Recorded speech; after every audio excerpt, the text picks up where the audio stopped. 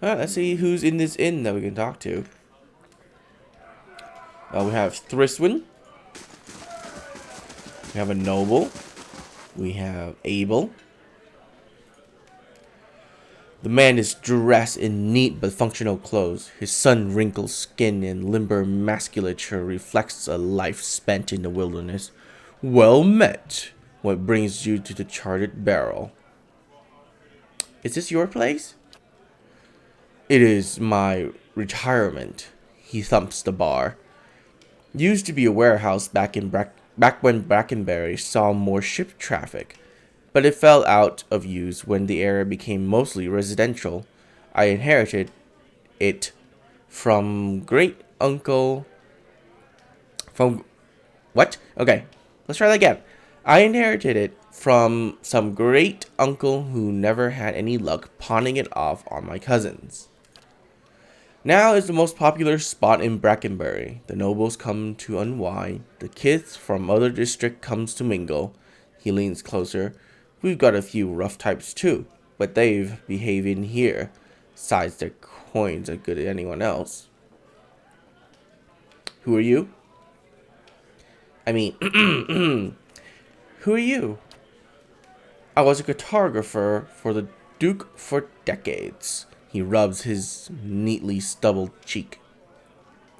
Crossed the White March half a dozen times and mapped most of the ruins of Thynbog. He grins, flashing a gold tooth. A good career, but one suited to younger men. When I came back to Defiance Bay for good, Cliver and a few other friends in the Knights helped me get the rights to refurbish this place. There's strong ale, quality entertainment, and a fresh sea breeze. He raises a mug. What more could a man want? Are there any... okay, so these are just like the usuals. I need camping supplies. I'm selling all these fucking traps that I don't fucking care about.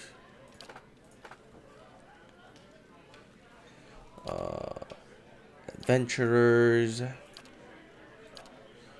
Rooms? In 4 intellect. Damn. Oh, yes. You are gonna get so many items.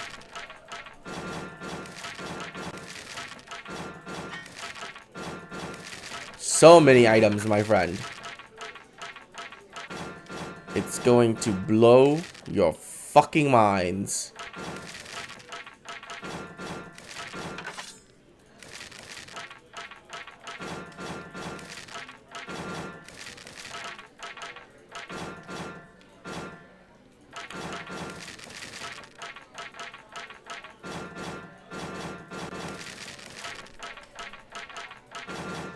Oh, my finger's just getting tired. Oh god, there's so much clicking.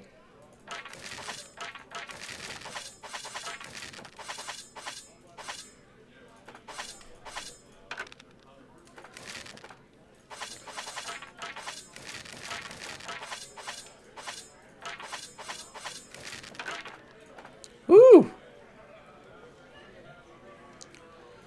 Properties. Deflection, burning, and 3DR pass. That's pretty good. I'm keeping that. 8 accuracy. That's pretty decent. Reliable, valiant. That's also pretty decent. Exceptional greatsword. Fine pistol. Hold wall.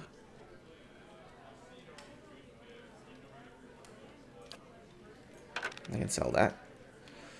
Janus Lance, Constitution, keeping that. Interfering plus deflection plus deflection. Sell both those.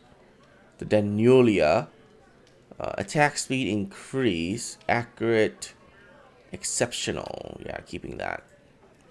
Lost Thane's Reach. Weapon reach. Interfering.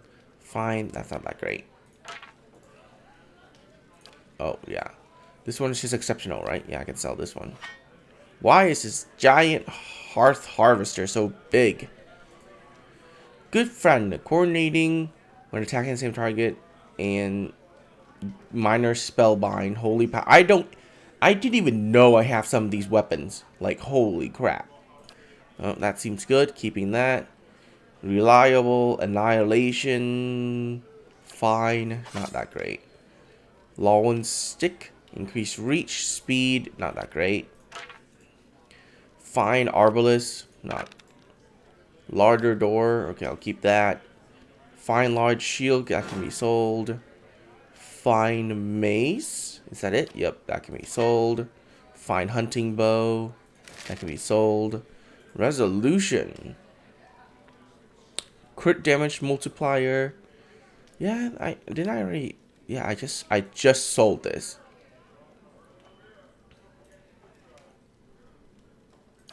Okay, we're selling that.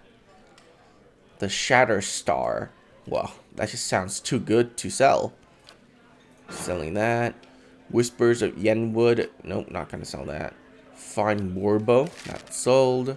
Fine Pike, sold. Fine Rapier, sold. Justice. Plus 25% crushing damage.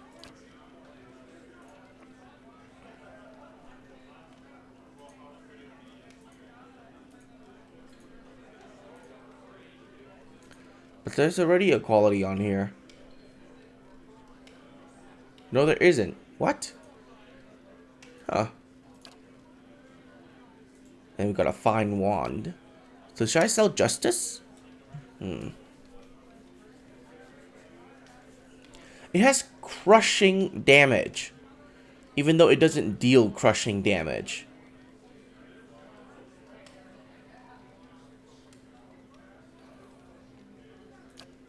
I'll just sell it.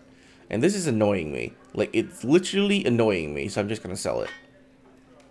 Alright. Armor. Let's see. Fine Brigand. Fine Robe. Fine Scale. Fine Mail. Fine Leather. Fine Mail. Hand and Key. Nope, that's a special one. Fine Padded. Fine Brigandine. If you're not magical, I'm selling you. Torque Defiance. Okay. I already have one of those. I'll keep the rest. Sell the traps.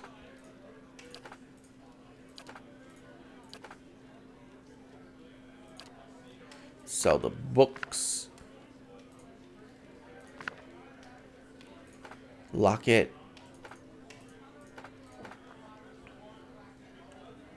Keep all the pretty animal companion. I'm not selling any of that.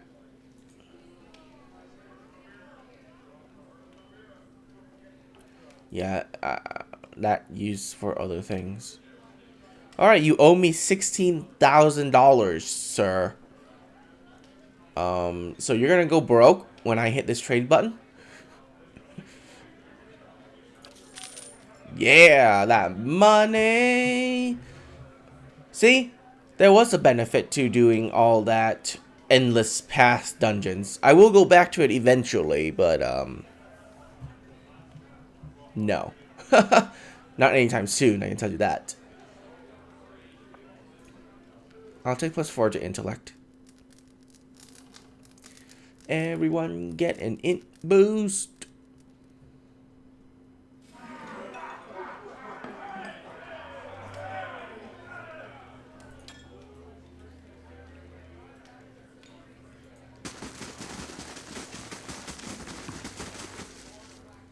The cook. I can go down to the cellar if I want.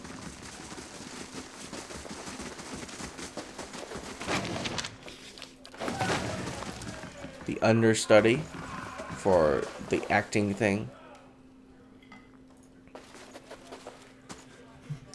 The young elf is dressed in gaudy robes that he seems ready to cast off. He picks at a heavy brocaded sleeve and continually adjusts the gold chain around his neck. He looks up at you. Did she send you to run me out of town? Can you tell her I'm not going anywhere without that medallion? I told Sarah I wouldn't let her sell it. I'm not backing down, even for a thug like you. He puffs up his chest but glances at the exit.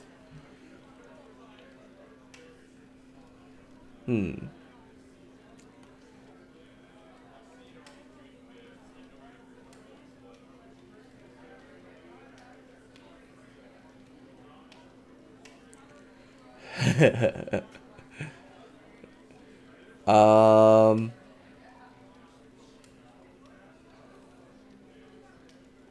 I'm not after you, but maybe I can help. He pulls at a shining button. That's a relief.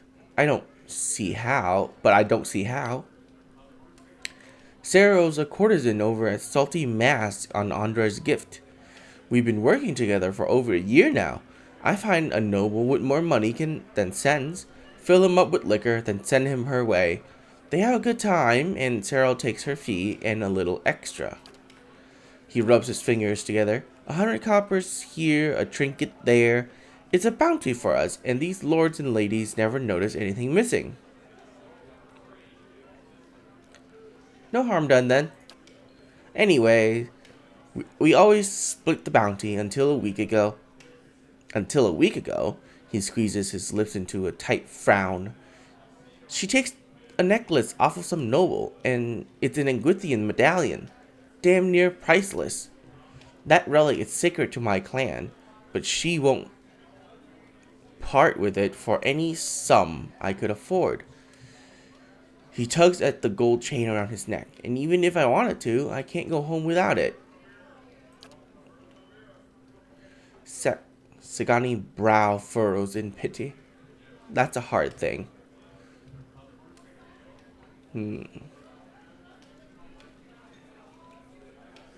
Tell me about the situation. He picks at the hems of his sleeve. What do you want to know? Or what do you want to know? What makes this medallion so important to you? I grew up in Glenfath with the Shattering Spear clan. We Glenfathans have protected Engwithian ruins for thousands of years. It's the one duty the gods ask of us in exchange for the freedom to live as we please. He fidgets with an emerald ring on his pinky. But treasure hunters looted the ruins in our territory and left the wilds we dwell in for generations. Most of my clanmates scatters to towns around Direwood and probably live on crusts of bread. He looks at his embroidered robes and with disgust. Restoring this medallion to the ruin would earn us the gods' forgiveness. The Shattering Spear could go home. This is all rather fascinating. A single medallion to earn the gods' favor, and so return home. It's rather remind me of a story I heard somewhere. Tell me about Sarah. She's a courtesan at Salty Mask over in Andre's gift. She wasn't born into much, but she's done what she has to in order to escape that. He gazes at a string of amber beads around his wrist. She's a good friend. He holds his arm in his trailing, wrinkled sleeve. Without her, I'd probably be living hand to mouth like the rest of the Shattering Spears. But this isn't about her or me. It's about the 40 people in my clan. And the way of life we've held. Yeah, the way of life we held to for generations.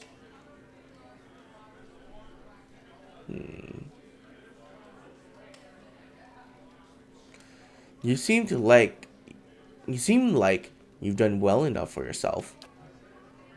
He clenches his heavily adorned hands. It was this or scrape by in the gutters like the rest of my clan. But I give it all for that medallion. I offered to, but it's worth more than anything I've got, and Sarah knows it. I still don't understand why you can't take your money and just return to Glenfath. He sighs, arcing his neatly plucked eyebrows. Of course I could, but that's not the point. A community isn't a place, it's a connection to history and meaning. He makes circles with his wrists. Like an anchor, defending the runes for the gods gave us a purpose. Without that, we'd adrift. Does this make any sense to you? Yes. He smiles and nods slowly. Then you know what it's like. How to care for something you can't explain. Okay. Sure, I'll see about getting the medallion back from Cyril. You find her at the Salty Mass. The only way anyone sees her these days is by paying, so you'll have to go through Maya. He fidgets with his sleeve. But whatever you do, please don't hurt her. Maya or whatever the fuck the other chick name is.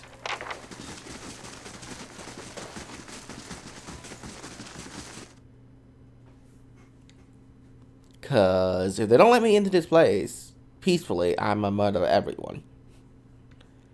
Just saying. Because that's how I play RPGs. That allows me to murder people.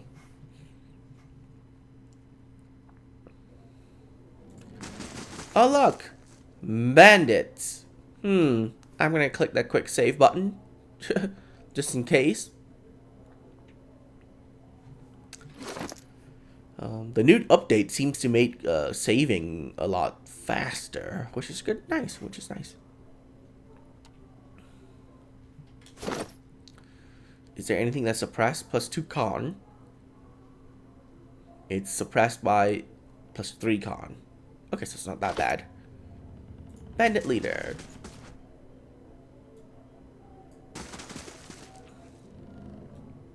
Really?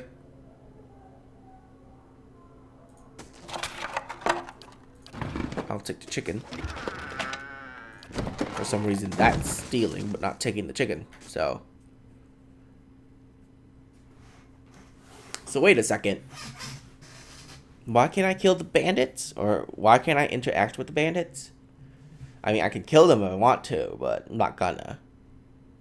No one is paying me to do it, so why bother, right?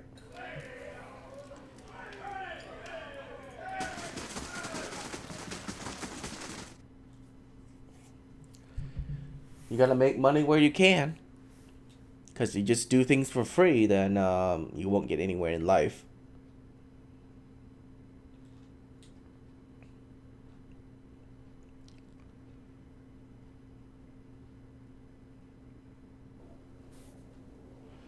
Noble. Oh, unlock that. Mirrorwith. Mirrorwith watches over you through cold, rim eyes. She puts her hand on the hilt of her blade, jangling the jewels that hangs from her wrists. We don't know each other, stranger. Best we keep it that way. What brings you to Charted Barrows? Merritt raises an eyebrow. What's it look like? Good wine and a little peace and quiet. She flips a copper coin with her thumb. And a Scarian doesn't ask too many questions. You don't seem like a Brackenberry loco. Whoops! Wrong button! You don't seem like a Brackenberry loco. I'm a sailor. She gives you a half smile. And a liberator of certain goods. Merritt casually fingers a large earring. And the nice thing about the snobs here is that they are usually too polite to ask more. Okay.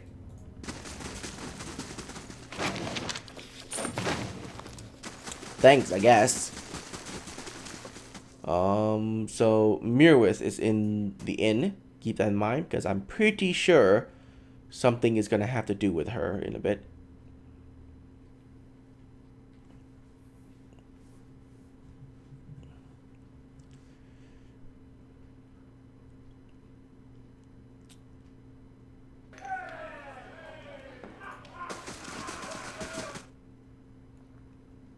Loading time seems to be improved. Seems to be improved.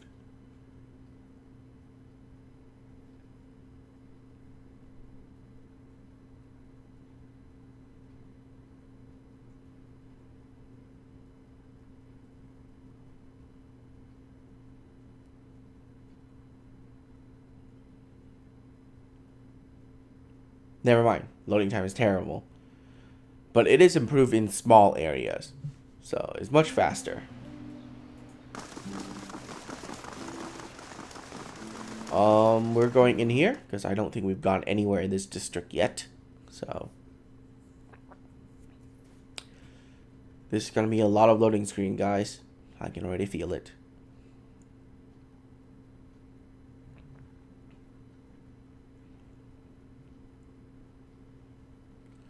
Raymont. Oh, this is Raymont's place. Nice. I'm not gonna take anything. Oh, there's Lord Raymont. There's Lynette. I don't know who that is, though. Raymont's servants. Father never reads to me. He's always busy with his own books.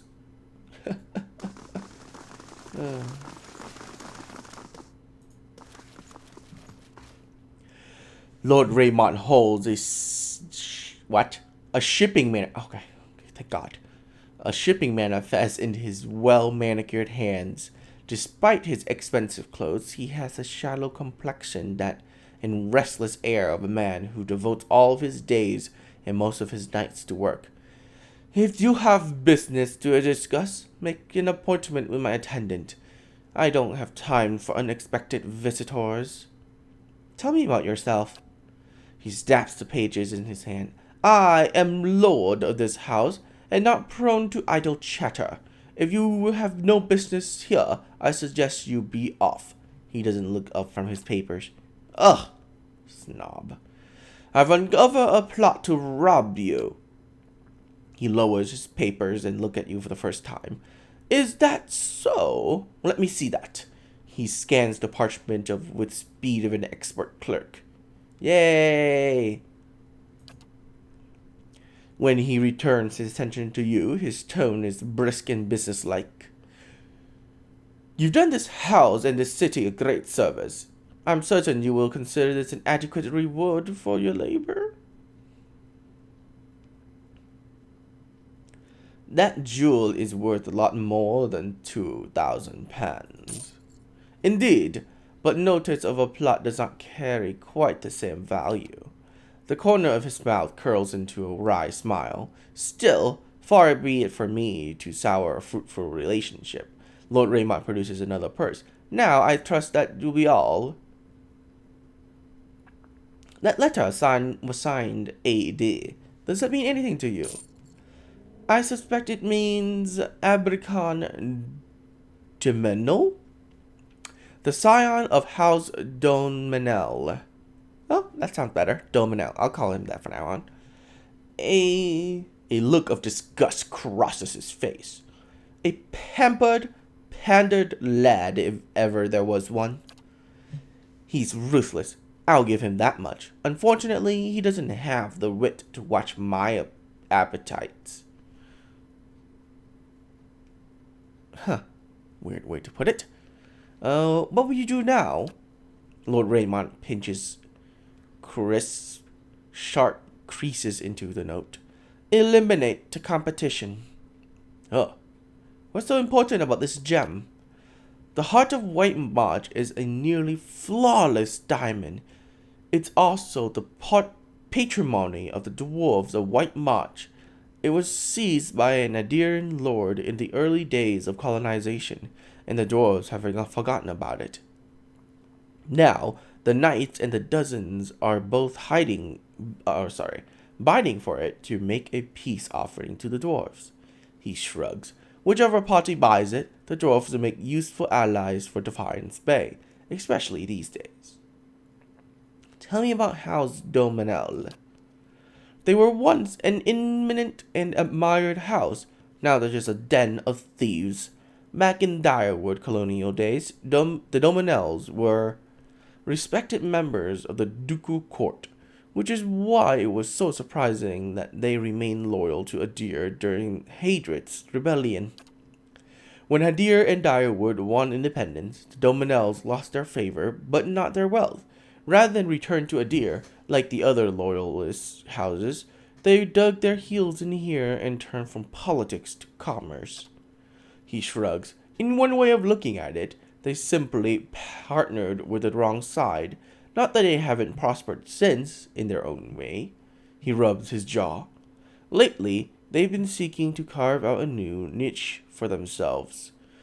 One right between the Crucible Knight and the Dozens, it seems.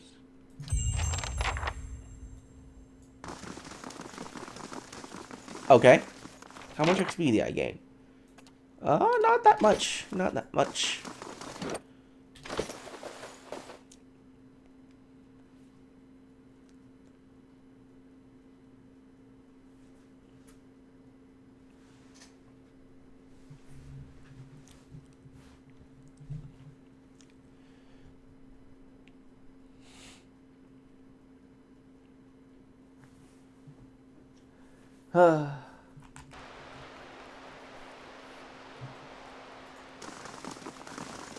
Ooh.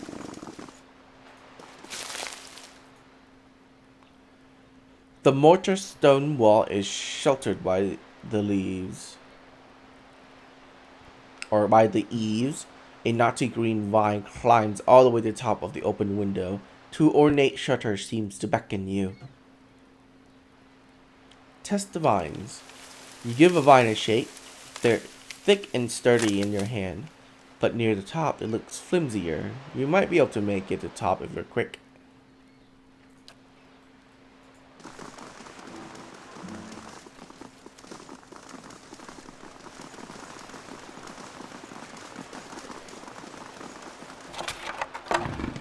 There's a chicken in that barrel.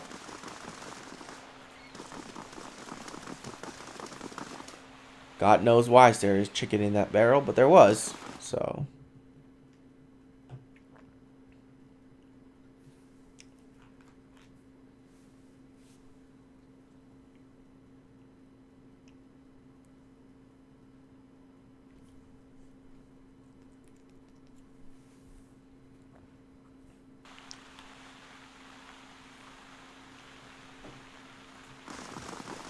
What is this place?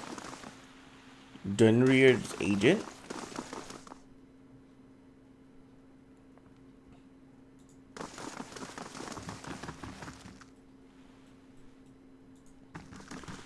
Oh! Oh, unlock that. Unlock that. Just gonna see what's inside, not gonna take it. Is that just fine? Yeah, terrible.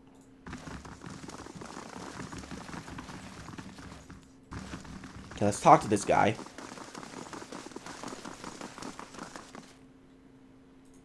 Kieran. The Orland man is surrounded by books and scrolls. His wiry hair stands nearly on end, and his ear prick up as you approach. You, Carrie, whispers Cat Noir, Gilded Veil, old voices indeed. You're a cipher like me then, I'm guessing. He grins, revealing a row of dagger-pointed teeth. You guess what you must surely know. My own modest ability suggests that you're the most formidable. You are most formidable. Would be quite useful here of all places. His ear twitched downward. A pity then that my duties for Lady Webb requires me to focus my talents elsewhere. He regards a table piled with scrolls. What brings you to Dinride's Row? What are you busy with? His small furry hand gestures expansively at the papers before him. Hollowborn, growing unrest, and the never-at-present political intrigues. With so many missing souls, missing persons are the least of our concerns these days. Tell me about your skills. I check for souls connections, looking for lost things, missing things, or troublesome things, particularly where people of power and influence are concerned. I am a cipher. In Erklin Thath, it were once known as Brishalwin, Mine Hunters. Nice title, yes? But it wasn't until the Animancers began working with my kind 40 years ago that we truly understood our powers. Now we make some of the best detectives in the world, tracing souls. We can look at a person and see where they have been, or look at the weapon and see who has touched it. His nose twitches as he looks at you. Useful for solving crimes, as you can imagine. It looked like as though you could use some help. Curly wags a clotted finger. Not at liberty to discuss my work, unfortunately. That Dunride's row ears only. A civilian would need the confidence of Lady Webb before I could share. Alright. So, upstairs I go. And find myself Lady Webb. And, we'll see what we can do.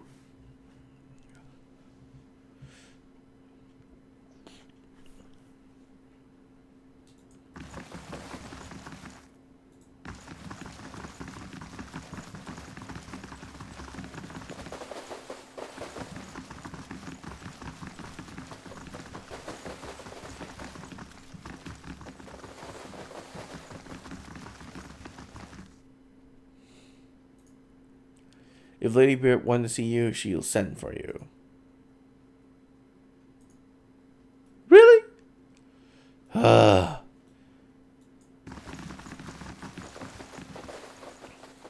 Is there a key in this chest? Nope. Fine, never mind. I won't even bother with your stupid side quest.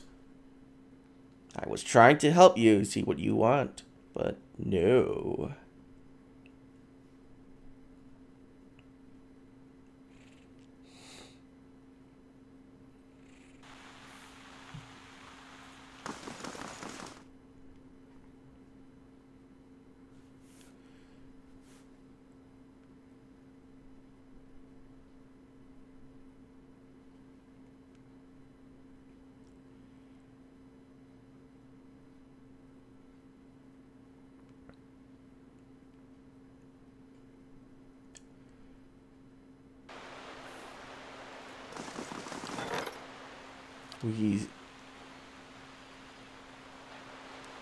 Nope, 15 hours.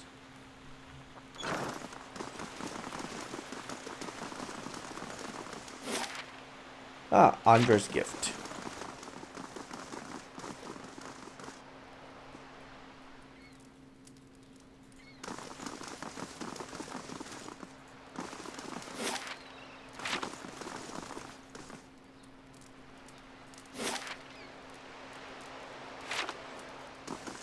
Nadine.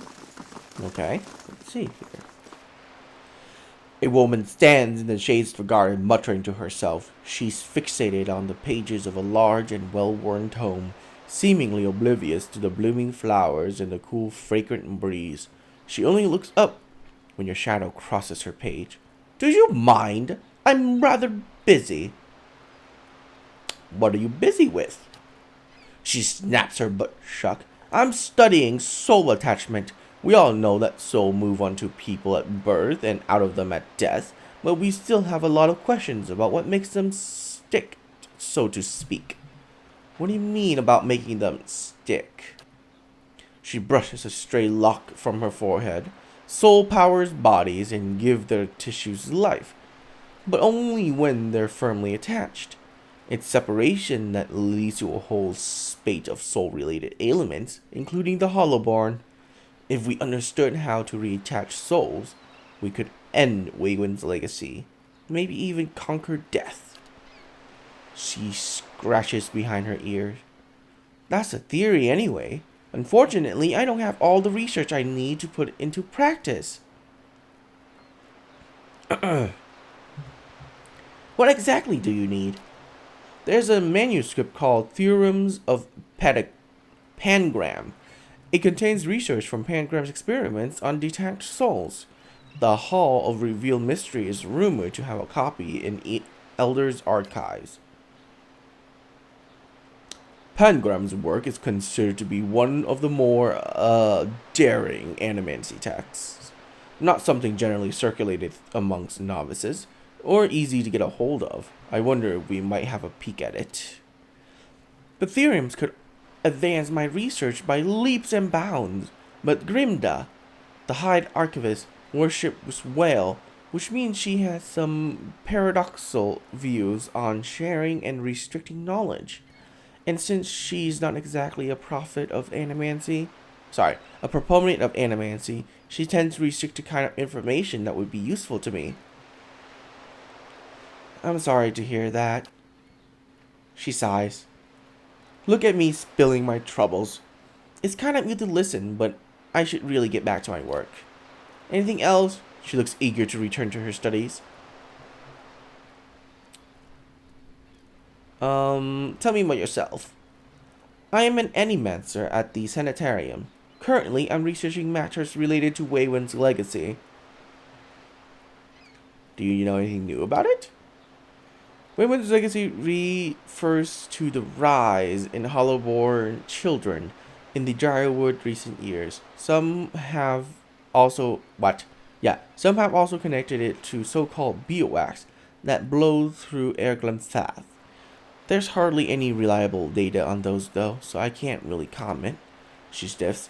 I don't much care for the term Waywind's legacy. It reeks of superstition. But it's too prevalent to change at this point.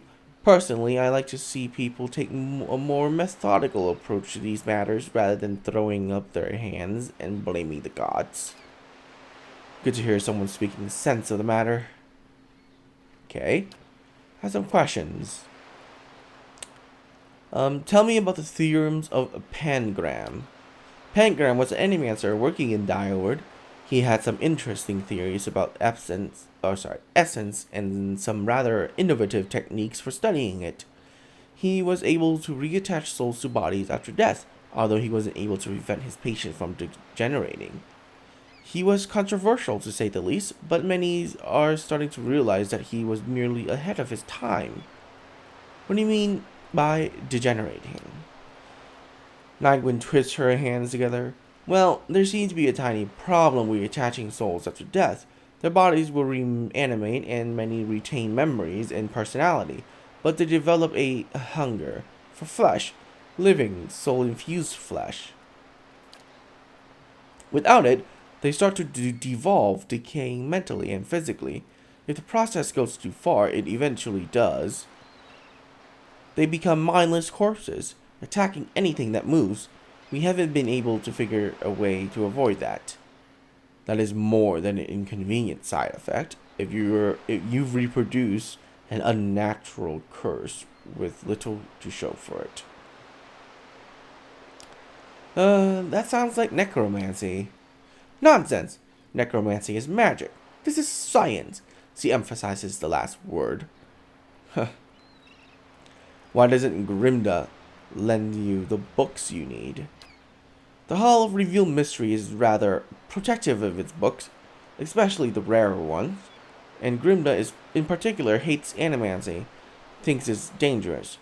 I don't see how you can run the greatest library in the Drywood and be so adverse to the spread of knowledge and research. I've never understood these religious types. Aloth scowls at the animancer. Some knowledge is best kept under lock and key. Maybe. How do you know about the Halls of Revealed Mysteries? You'll find it in the Copper Lane district. It's dedicated to the god of secrets and revelation. Most importantly, it houses the largest and most expansive library in Drywood. Well, that settles it. We simply must go see it, right? We've already been there. Jesus Christ, guys. What are the Adir Archives? The Adir Archives hold the rarest, most arcane, and most powerful texts in Drywood. Think of it as an inner sanctum of the Hall of Revealed Mysteries. Needless to say, you need Grimda's permission to enter. Okay, I'll go talk to her in a bit. Before that, let's go in here and see if we can get any more side quests.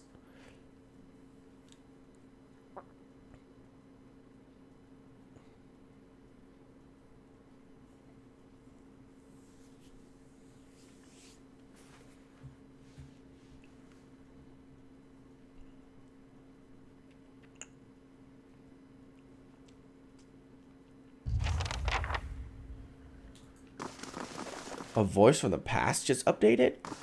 Why?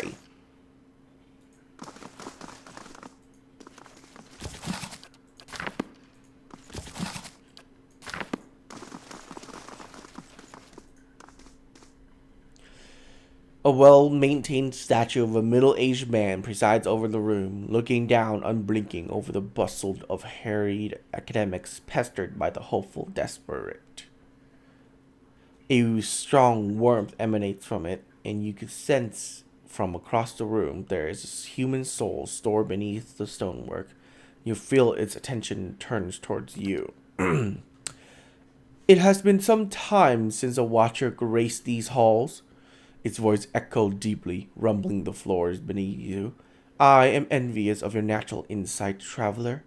I can only imagine how it might have helped my work in life. Now, what is it that brought you to my sanitarium? Hmm.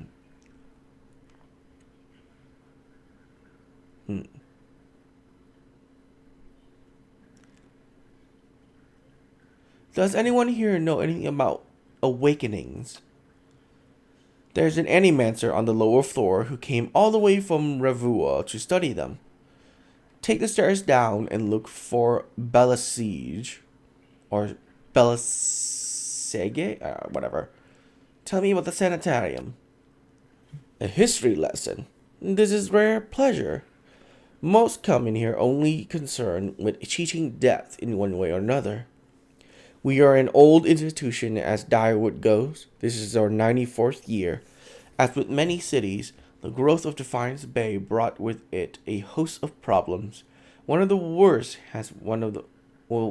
was that those born with, shall we say, ill-favored souls came to populate its state streets in doves. That's the sanitarium. Brackenbury was a natural fit. It was growing, but there was also a lot of money here back then. This place owes its survival to the courtesies of the wealthy, more than anything, I think. Our founding came at a time of great suspicion of animancy, much like today. So much progress has been lost to the misshapes of a few careless practitioners. But in time it was forgotten, as all things are. Since then, we have been at the forefront of animancy's resurgence. We have played host to many gifted researchers and pushed the boundaries of our knowledge in ways never thought possible. Some of the first safe transference were done here, and we have pioneered work in soul purification, lineage analysis, preservation. It's really quite a Liz, if you're applauding my pride. Today it's, well, I can't say it's exactly the same. There's been some push to shut us down. It comes from Dyewood's more excitable denizens. Those minds are more passionate than thoughtful, I'm afraid. People see this legacy and they see it involves something they don't understand. So it's natural for them to suspect people whose understanding exceeds theirs. It looks to them like we're hiding something.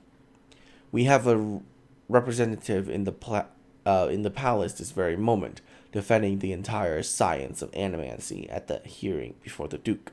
Absurd as it sounds. If it does not go well, it could be the end of animancy in Direwood. I fear Avar may be swayed by all this unrest, irrational though it may be. We shall see. I'm curious as to how you've come to be in your present state. In the statue, you mean? Well, I was old and it seemed wrong to me. Oh, sorry. I was old and it seemed wrong to me. A lifetime spent in pursuit of discovery, only to lose it all in death. Somewhere, someday, I could wake up in a new body, none the wiser, and pursue a different course entirely. All that experience wasted. If we are ever to unearth the principle behind our existence, it will be in spite of our condition. Of that I'm quite sure.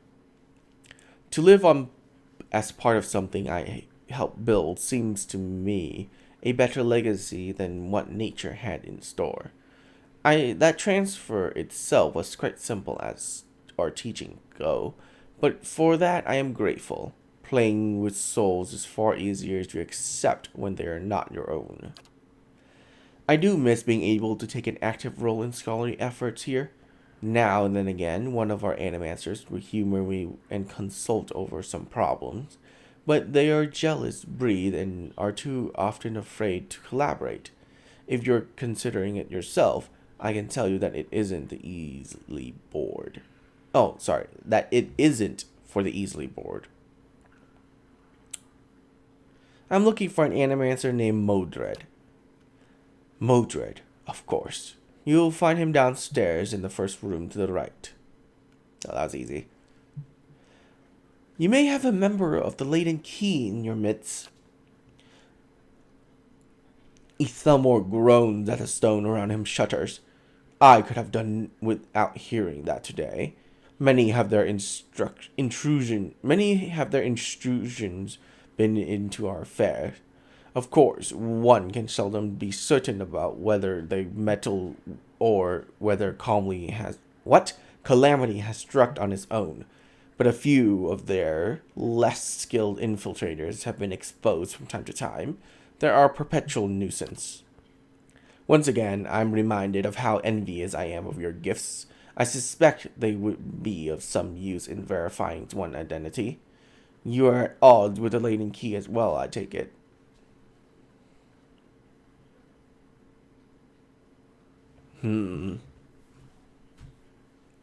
They have something I need. I hope it isn't knowledge you seek. They are seldom keen to part with it.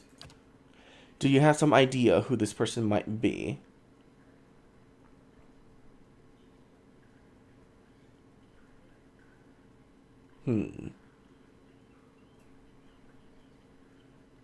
I won't know until I met them. Very well. In that case, I would recommend you speak first with our residential animancers. They have frequent interaction with both patients and colleagues. You'll find them up here in their offices or in their offices downstairs. You will report anything suspicious to me immediately. This is my only request. Okay, cool. Do I need to talk to every animancer? Nope, just one with names. Got it.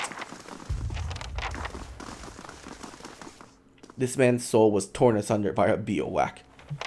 Okay. As you can see here, the patient is unresponsive and common after soul trauma. The animator places a small stone upon the patient's forehead. A portion of his soul was recovered near his body. We used the stone as a vessel for transfer. Can you hear me, Oswin?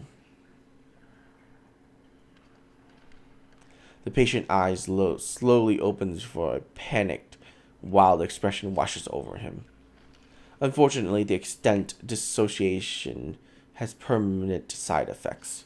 The patient becomes more agitated, grunting and moaning as he tugs at his bonds.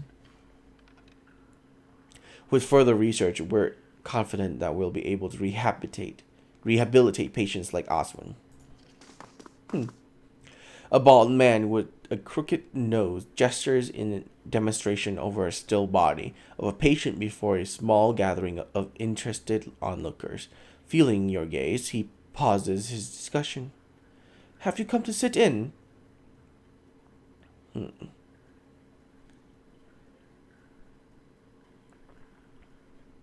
What is it you do here?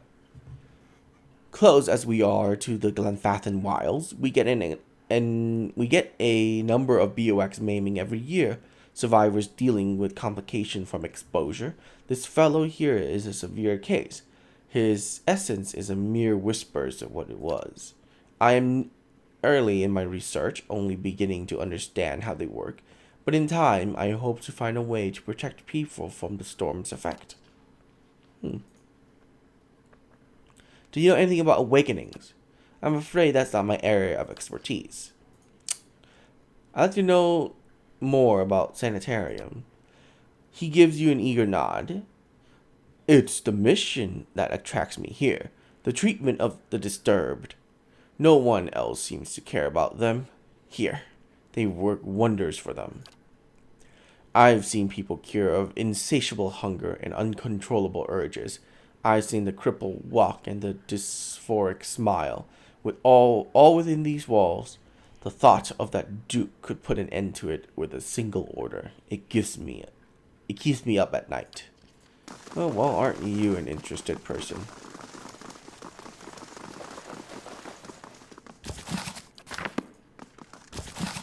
Take all the books. All of them.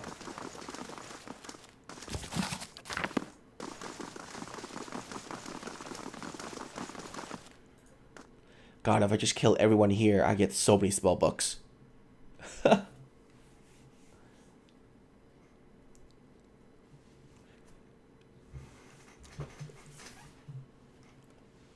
Unlikely to have spells that I don't, but you never know.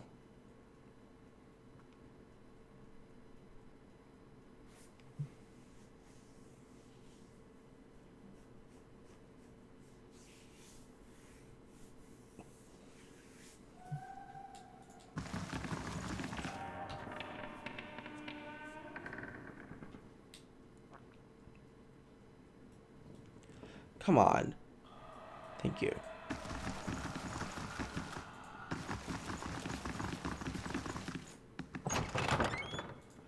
Modred. Hello, my friend. In a corner of Modred's lap rests a large weather trunk. It seems like it contains something important, if only by virtue of its size. Leave the trunk alone.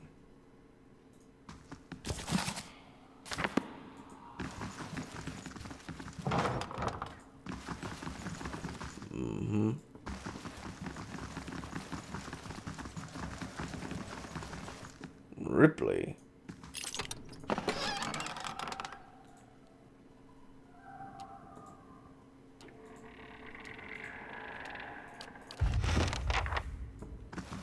Wait, what?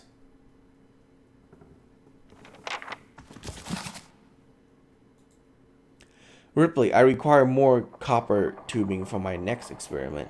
Do not requisition it from sanitarium stores. I don't have the time to deal with head warden's inevitable questions. Huh.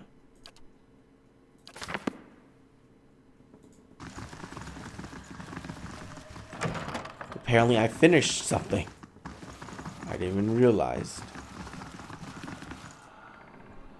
A young orderly woman traces her fingers along the spine of the books in front of her. Row by row, her motion quick and skittish, like a bird's. She does not notice you until you are nearly upon her. Oh my! You startle me! Are you supposed to be in here? What do you do here? I mostly help Master Azo set up and clean his equipment. I also keep his office organized since he's too busy to do it himself. If there's nothing else, I like to get back to work. I'm looking for an expert on awakenings. Me? I'm just Master Azo's assistant, but there's a visiting scholar from Revua named Balasage. She claims to know about them. Okay. Well, let's go to her then. Save. Just in case. I don't know why it takes so long to quick save. Weird. A woman paces back and forth, her feet crunching on the soft red carpet. She gestures and mumbles to herself, shaking her head as she pores over pages of note. She almost walked into you. Eshkoshi, here I am, looking so hard for answers in my research that I do not see the kid standing in front of me. What can I do? Have you noticed anything unusual or suspicious here lately? It is rare for me to notice things that do not relate to my work, even when they are in front of me. Sientere, amica. I am not the best choice to help you with that. Something else you need. What do you do here? According to my research grant, I study awakenings. Sublimating pre-awakening souls has been one of Animasi's greatest success, and I am working on a method to replicate the process on awakened souls. She gnaws at her lips. But the truth is that I find few suitable subjects here. Waywind's legacy has left plenty of awakened souls, but most are too broken for study. She sighs. I fear I will return to Revua with nothing to show for my efforts. I'd like to know more about animancy in the Valiant Republics. It is a dynamic and respected field. Even the Bell Reach incident did little to slow it. She shrugs. People in the republics are more accepting of risk, less superstitious, ready to try anything that shows promise. It is a shame that so many are so hostile towards animancy. It is, but such is the way of Direwood. The people here are fierce about their sovereignty, but they are not so independent from their Adrian brothers and their Glenfathan neighbors as they would like to think. They rely too much on mysterious workings of the gods and fear the very advance they need. I'm looking for an expert on awakenings. She laughs bitterly. Ah, that would be me. Though the lack of research subject has made me more expert in counting floorboards, I would like to transfer animancy success in buttressing pre-awakening souls to smoothing those whose souls have already awakening. But I need subjects, and most of the patients here are too broken to produce reliable results. It is a tragedy to come so far for nothing. You're in luck. I have a volunteer. She springs to the balls of her feet, beaming. Glarade, who is it? Aloth's lips curl into a frown. I don't know about this. She grins more broadly still. Don't be silly. The process is perfectly harmless. All you do is stand in that cage. Oh boy. I, I, I beg your pardon. I jest. You Adirians are so uptight. I do not even know what the thing is used for. It belongs to the occupants of this office, I think. Now they have upgraded him to a cell. Again, I jest. She rubs her hands together, getting down to business. So, I see you sit here. Oh, sorry. I need you to sit here. She takes Aloth by the shoulders and steers him up to the couch. And try to relax, but don't try too hard, then you'll not be relaxing. Indeed, his eyes are humorless. And you must also wear these. A little cold, but the copper will help conduct your essence. The animants are fastened in thick copper bands on Alice's forehead and wrists. As she ratchets them tighter, his face twitches with suppressed irritation. Now, I will examine your soul through my scope. She reaches into her desk and produces a long chambered tube.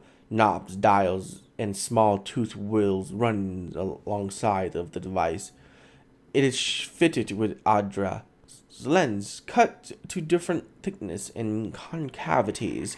By manipulating them, I find the angles and densities that will allow me to track the anomalies in your soul. How exciting! I never seen these sort of performed. Kana peers at the device with interest. It seems suitably complicated. Does this mean we'll get to talk to Islamir more? I like that lady. She raises a finger. But first, we must find this cunning interloper.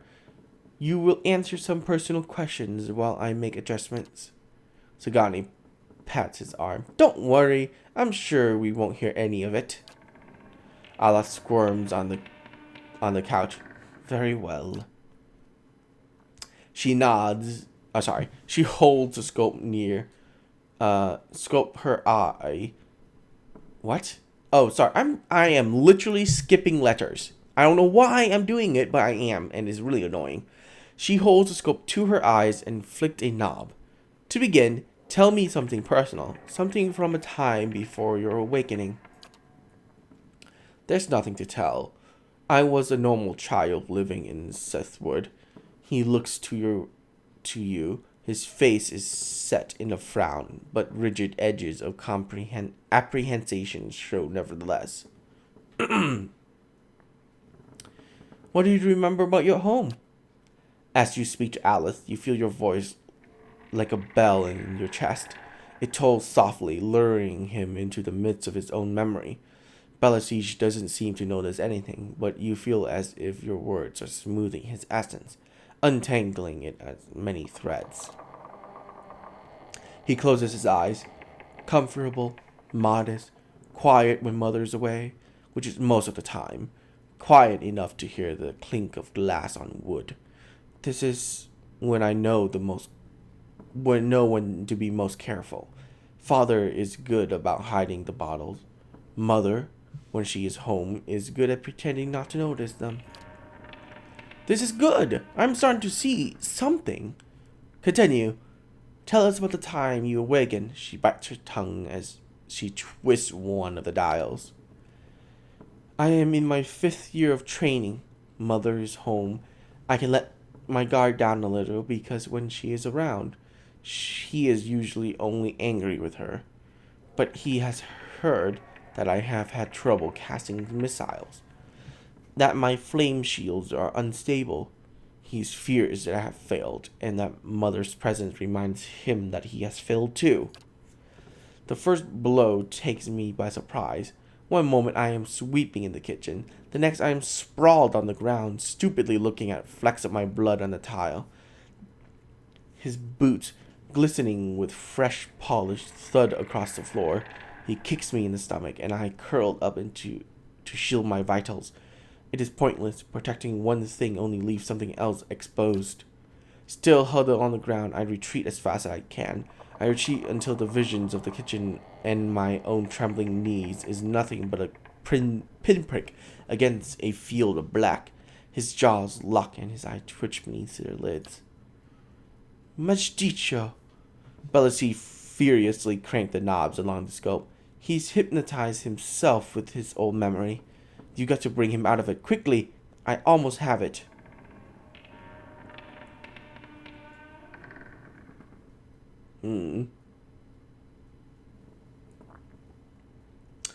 This is a memory. It isn't real. Ella's eyes snaps open, but the expression you see in them isn't his. Oh god, I can't do a fucking Scottish voice. Oh. And what about this rattles you see in this space twixt your ears? They real now for ya? Bellacy sucks a deep breath through her teeth. That's it! I'm seeing a shift in his essence, something spreading and congealing.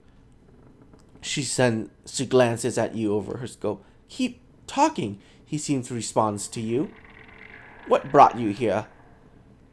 Cracking bones and voices in ire. That warm molasses feeling that crisps down your gut when crisis is nigh. Perfecto. We have flares of totally distinct essence. He jots shorthand notes onto the pages next to her and turns one clicking knob of her scope. Now, try to get the two of them talking. Isilmir, tell Aloth why you've awakened. Fie, he's the one that needs me, hiding on his own bone bag like a turtle in his shell. Aloth's face twists into fear. I never turn it over to you. God, yes, very good. She rests from her scribbling only to make another adjustment to her scope. I can now see two separate patterns of essence, where the ebbs of and the other flows, as if the awakened soul fills the spaces that he leaves empty. She prompts you with a circling of her wrist, quill still in hand. Go on.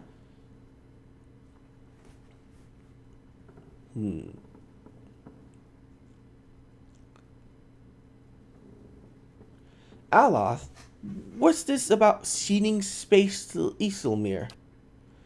He grits his teeth painfully. I giving her nothing. She usurped me in my own body. Oh, sorry. But I can't do a Scottish voice, guys. I'm sorry. I let him a pair too. Ye should ask what I did that old man of his. Now the last time he laid his hand on us, I break it in 3 places. Allah's head jerks in sides. That wasn't your decision. It's never been your decision. Nah, was the awakening. But now I've stuck with ye.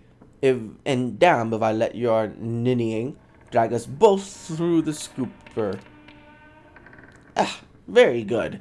She lowers her scope and consults her notes. I think I've finally got something we can work with. I tracked Isilmir Essence through the exchange.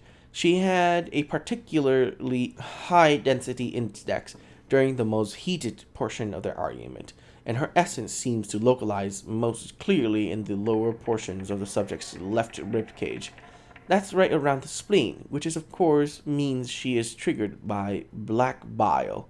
No doubt the subject characteristic melancholy is to blame. Aloth blinks at you, and in the midst of his perturbation, thank you, you're not quite sure who's looking out of his eyes. That's utter horseshit. Sigani's eyes are wide and innocent. It does seem as though she got one thing right. She glares at him. Yes. Never mind my years of training. I suppose you have a better explanation.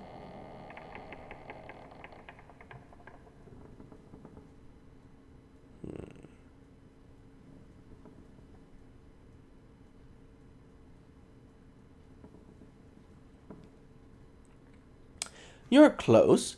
I think Isilmir appearances are related to potential sources of trouble for Aloth. Bellarsich carefully scratches her jaw, her gaze darting between you and Aloth. I suppose that could be true. She jots another note. I'll have to check this against other research. He removes the copper bands. Well, and good for you. But what does this mean for me? Bellarsich frowns at her notes, tapping her cheeks with a quill that makes a grand show of concentration. However, you catches her stealing a glance at you over the pages.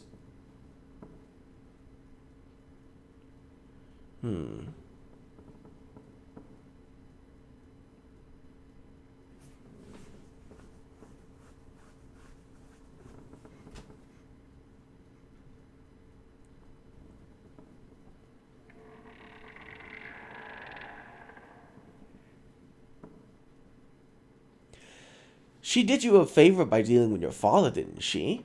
I think she's trying to help you stand up for yourself. You may not like her methods, but you should hear her out. If you had to listen to her half as much as I do, you wouldn't say that. He scowls, but you notice something thoughtful in his frown. I've got a lot to process. Regardless, thank you for your help, Keith. Or Keth. Sorry, I can't even say my own name. He does not look at you, He does not look at Bellarsich. She sets her notes on her desk and returns to her scope. Well, I hope this has been useful to you as it's been for me. I finally have material worth publishing. You'll be the toast of Revua, Fentre Aloth. His grimace melts into a crooked smile. Aye, advancing the right-wise principle of animancy. Just what we always wanted. As you return to leave, you catches a darting movement out of the corner of your eye. Bellarsich is humming to herself, still unoccupied to her scope, but Alice is holding her notes. He's just about to tuck them into his cloak when he catches you watching. He holds a finger to his lips, his eyes wide and imploring. Please, I don't want my personal information published like this, especially not after her nonsense.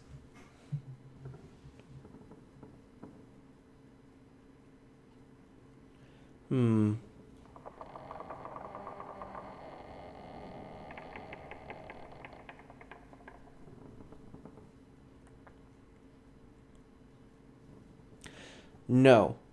You get your explanation, and she gets her research. That was the deal. He slides the paper back into the desk, giving you a rueful look. I'm not gonna oh my god. I can't do this. I'm not gonna help you explain this one, Scholar Boy. I can't do it. I can't be Scottish. I'm sorry. Or Dwarvish, so it is. Quest completed. Yay.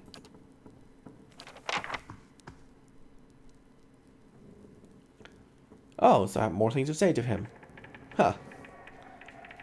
Okay, before that, why did that have no voice acting whatsoever? That seems like a main thing. Fucking bandits. Whatever. Yeah, that seems like a really main feature.